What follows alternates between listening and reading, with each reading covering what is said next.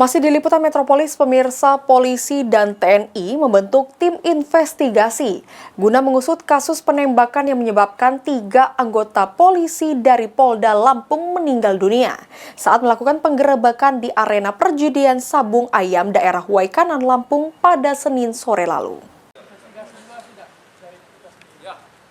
Dalam keterangannya, Kapendam 2 Sriwijaya Kolonel Infantri Eko Syahputra Siregar mengungkapkan, jika saat ini Kodam 2 Sriwijaya dan kepolisian masih melakukan investigasi terkait kejadian penembakan di Waikanan, Lampung yang menyebabkan 3 anggota Polda Lampung meninggal dunia.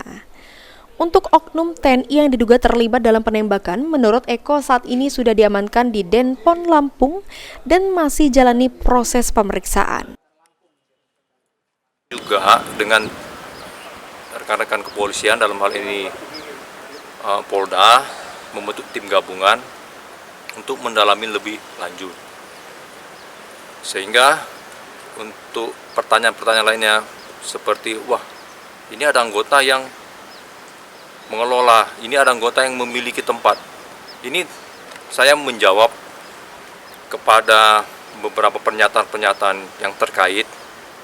Saya garis bawahi ini masih dalam proses investigasi. Mantan Dandim Jakarta Barat ini memastikan jika nantinya dari hasil investigasi kedua, oknum anggota TNI bersalah akan diproses sesuai hukum dengan tegas dan transparan.